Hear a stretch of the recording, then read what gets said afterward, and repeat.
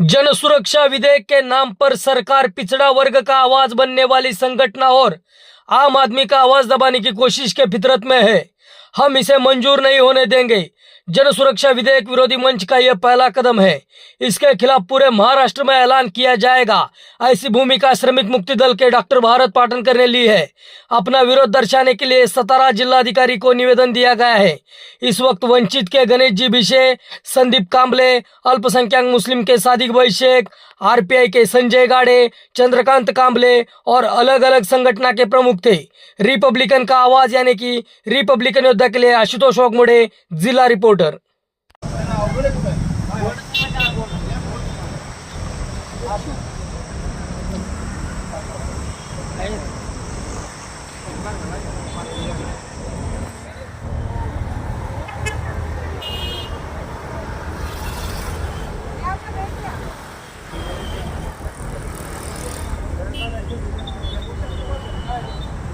जिंदाबाद जिंदाबाद जिंदाबाद जन सुरक्षा विरोधी कृती समिती जिंदाबाद जिंदाबाद जिंदाबाद जन सुरक्षा विधेयक रद्द झालंच पाहिजे जन सुरक्षा विधेयक रद्द करा जन सुरक्षा विधेयक रद्द करा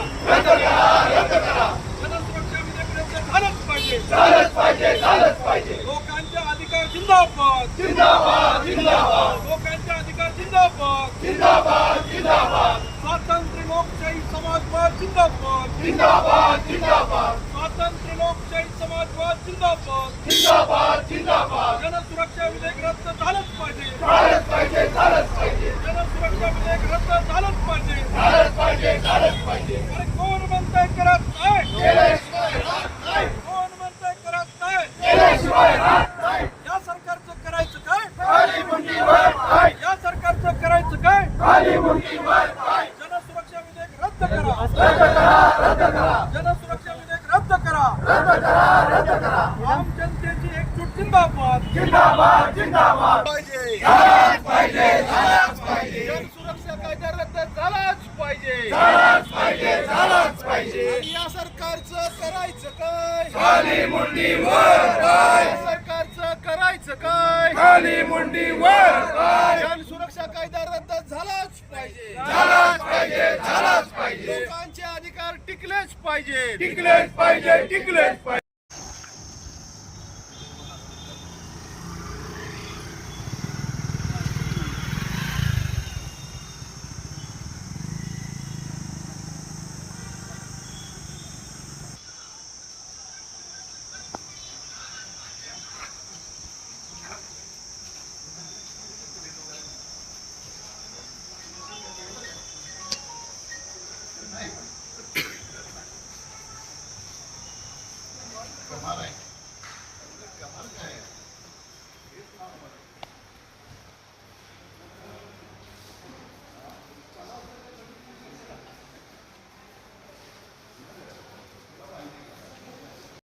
इसके बारे में आप क्या कहेंगे? कैसा विधायक है इनका? महाराष्ट्र शासन ने, महाराष्ट्र सरकार ने एक विधेयक लाया हुआ है। उसका नाम उन्होंने रखा है जन सुरक्षा विधेयक। और वो विधेयक लाना चाहिए या नहीं, या किस रूप में लाना चाहिए, इसके लिए उन्होंने उनके साइट पर ये रखा हुआ था, सरकार की साइट पर, और आक्षेप की मांग की थी। तो बहुत सारे संगठनों ने इकट्ठा अलग अलग तरीके से व्यक्ति करके भी बहुत सारे आक्षेप ये भेजे गए हैं। और इसके बाद भी वो रुके नहीं। अगर हमें लगता है कि ये विधेयक आएगा, नेक्स्ट अधिवेशन में आएगा, वो आना नहीं चाहिए। और उसका विरोध जो है वो जनता ने करना चाहिए, सिर्फ ऑनलाइन नहीं लेकिन फिजिकली।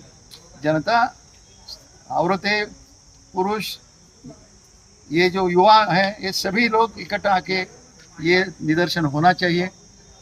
इसके लिए महाराष्ट्र में एक समिति तैयार हो गई। उसका नाम जन सुरक्षा विधेयक विरोधी संघर्ष समिति है। ये महाराष्ट्र स्तर पे है। आज महाराष्ट्र में हर एक जिले में और कम से कम आधे तहसील में, तहसील कचहरी के सामने अभी इस वक्त भी आंदोलन चालू है। अभी ये आंदोलन बहुत बड़ा आंदोलन है, ये हमारी शुरुआत है।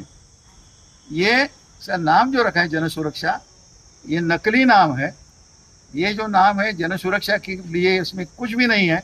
आप भी किसी ने भी ये पढ़ा तो ये खुला हो जाता है कि ये इसमें जन की सुरक्षा का कुछ नहीं है।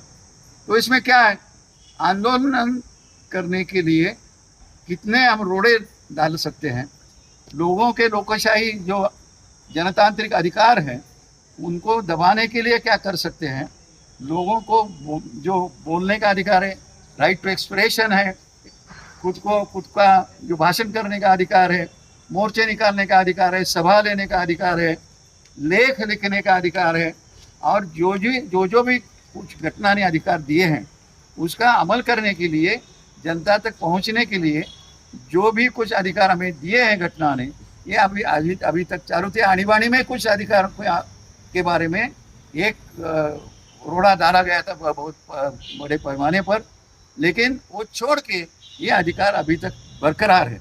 अभी आणीबाणी नहीं लाते हुए भी ये आणीबाणी लाने की कोशिश कर रहे हैं। जन सुरक्षा विधेयक में जो ऐसे कैसे मौजूद है, क्या मामले में है, क्या मुद्दे हैं, क्या कहेंगे? नहीं, उस मुद्दे ऐसे हैं कि एक तो है कि इसमें मुद्दे खोखले हैं। ये मुद्दा है खोखले, यानी कि क्या कि जनता को या देश को धोखादायक ऐसे वैसे नहीं होना चाहिए। लेकिन धोखा ना, यानी कि क्या, धोखा का माने क्या है, ये इसमें किसी भी कानून में धोखा अगर कहते हैं तो धोखा की व्याख्या की जाती है। किसी भी कानून में अगर इस देश को कुछ फंसाने की कोशिश होगी तो उसकी व्याख्या की जाती है। ये जो कानून है, इस कानून में व्याख्या, इसकी भी व्याख्या की नहीं है। तो किसी भी लॉयर को अगर हम पूछेंगे कि इसमें क्या निकलता है, किस चीज़ की सुरक्षा करने के लिए कानून है, तो कोई भी न्यायाधीश भी, सुप्रीम कोर्ट के न्यायाधीश भी नहीं शायद बता सकते हैं कि ये कानून किस लिए लाया जा रहा है।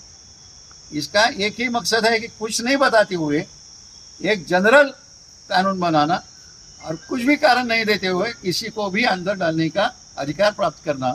इसके लिए ही कारण नहीं दिए हैं। जब अगर कारण देते तो फिर कारण जो देंगे उस क्लॉज को बांध के रहना पड़ेगा, लेकिन क्लॉजेस एक्सप्लेन नहीं किए हैं तो जनरल में किसी को भी कह सकते कि आप धोखादायक बोले।